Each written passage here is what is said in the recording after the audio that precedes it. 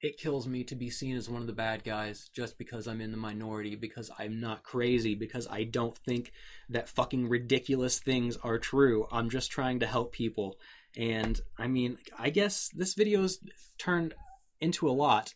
If you think that you disagree with me or you think that you dislike me, this is probably the video you should watch to know if what you think is actually true. If you actually dislike me, if you dislike my position, or maybe, probably, pretty likely you don't understand my position, or if you do, you just fundamentally disagree because you're very spiritual, and if so, toodaloo.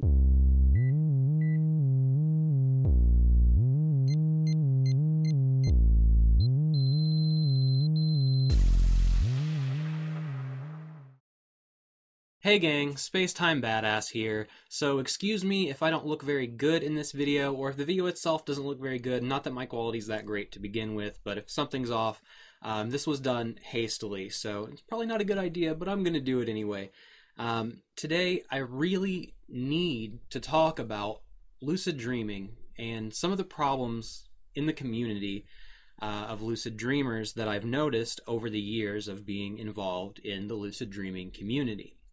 So how this all got ignited, so last week we had Lucid Dreaming Day on the 12th. It was an awesome day. A few of us lucid dreaming YouTubers made some videos about some of our favorite other lucid dreaming YouTubers, and I was mentioned by Tifero and Daniel Love and Giz and Max, and it was awesome. So I replied to Tifero's video in a comment, and someone, like just now, a week later, responds to me saying, "Spacetime Badass, you're spreading false information. I feel sorry for your few viewers. Get out." Okay, shots fired. So they said this comment to me, and so I'm like, what's going on? Is there another discussion going on in these comments that I should probably know about? And then I scroll down, and then I see this message. Let me just read it to you guys. This is their response to Tifero about his suggestions. "Although you're entitled to your own personal opinion, I would never recommend the channel Spacetime Badass to anyone. He is spreading false rumors around the lucid dreaming community about how lucid dreaming and OBE is the same thing. I would hope that one of the first things you learn in this field is the basic definition of lucid dream, which is realizing you're dreaming during a dream, and some people, including him, don't even know that, and they're supposed to be somewhat knowledgeable on this subject.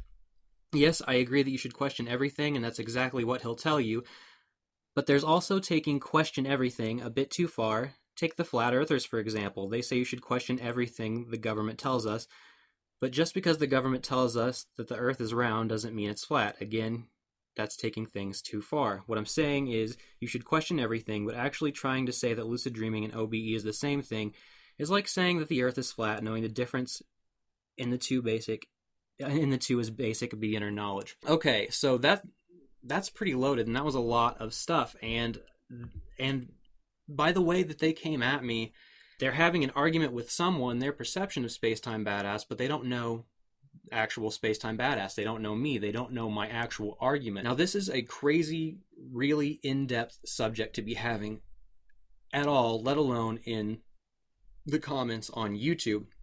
So I gave them a pretty in-depth response to that, trying to be as polite as possible.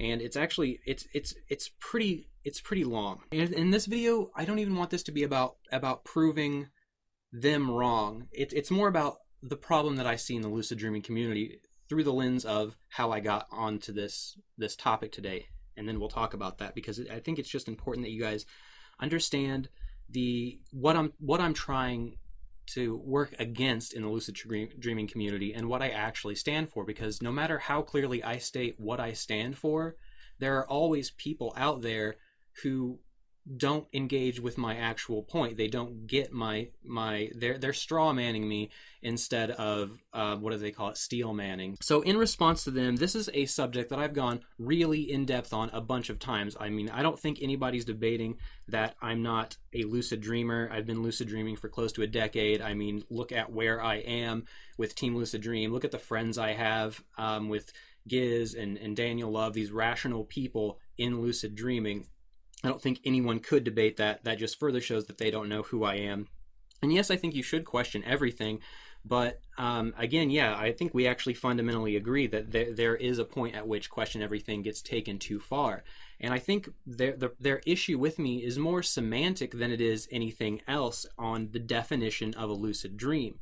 So let me try to get into my comment about the heart of what this issue really is with them and me, because they hate space-time badass, but they don't know space-time badass. First things first, I think your problem with me is more semantic than anything else. To take your point to the definition of a lucid dream is a dream in which one knows that they are dreaming. This is a fact and not controversial at all. The issue arises because, in my view, the definition of a lucid dream is not specific enough to be useful in all situations. I believe that what we actually care about when it comes to a lucid dream is not only the act of realizing that you're dreaming, but the sense of willful control of oneself within the dream. You can realize you're dreaming and lose lucidity immediately. Oops, yeah, that was lucid, but do we really care about it? Not really. Why? Because there was no aspect of willful control of the self in the dream.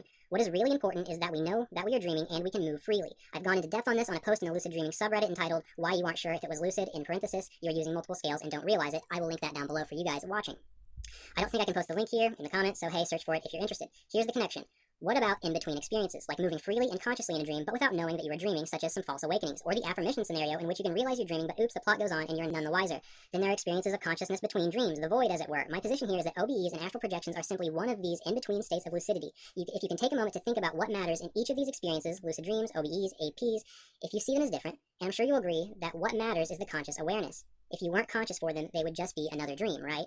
The reason I lump astral projections and OBEs into the same category as lucid dreams is for a couple of reasons. First, the process for having these experiences. In my video, The Astral Rejection of Koi Fresco, link below, I go into this pretty deeply. The process for having an astral projection or out-of-body experience or lucid dream are all the same process and provide the same result, a dream state. The only difference is that you believe the situation is what you believe the situation to be.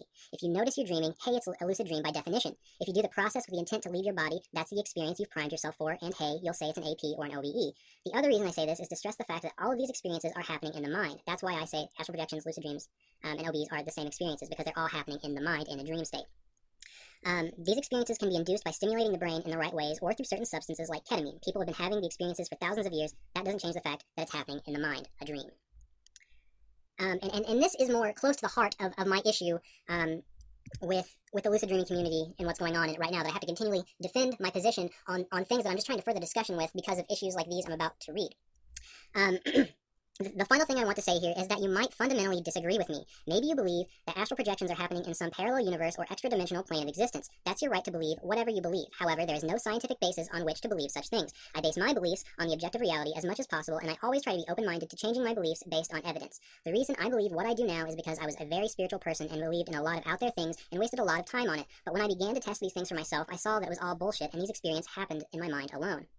All I'm trying to do is offer a doorway into getting people to test things for themselves as well, so that whatever they believe, they tested it for themselves and can base them on a solid ground.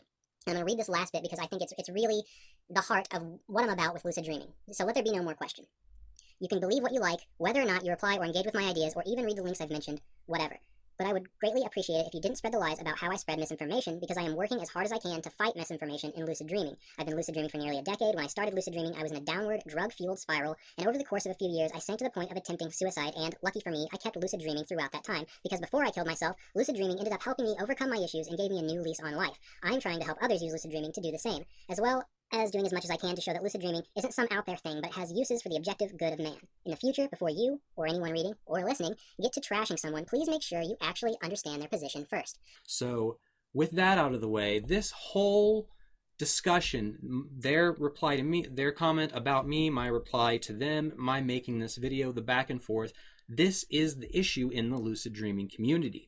The problem in the lucid dreaming community is, let us think for a second. What's the biggest group of people that lucid dreaming gets attention from? It's, hey, what? It's the spiritual people. It's the people who believe in chakras. It's the people who believe in the power of crystals. It's people who believe in the objective existence of some parallel plane of existence, like astral projection, and that we can actually physically leave our bodies, and that there is a spirit and it exists in this other plane that we can go throughout. That is ridiculous. All of these claims are fucking ridiculous. That is my view. You can believe whatever you want, but all I'm saying is try to believe things based on reasons that you've actually researched, that you've tested for yourself, because that's what I did. I believed all of the spiritual nonsense, but when I tested it, I disproved it, and you can too. It's not something that people will disprove for you. You have to experience it for yourself, and you have to test it for yourself to know what is true.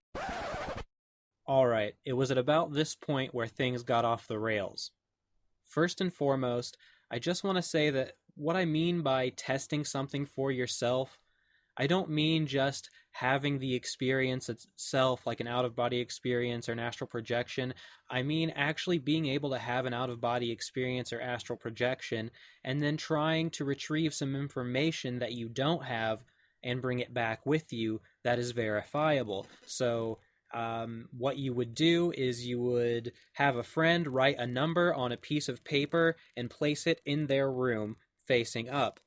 What you would do is then astral project from your body. Having never seen the paper, you would astral project to their house in their room and look at what they had written on the paper. You would wake up and then you would tell them what it was and they would tell you whether or not it was correct. And that is how you can verify that. And if you can't do that with accuracy, then it is bullshit. And that's just one way to test it. There are many different ways to test it where you don't even have to rely on someone else.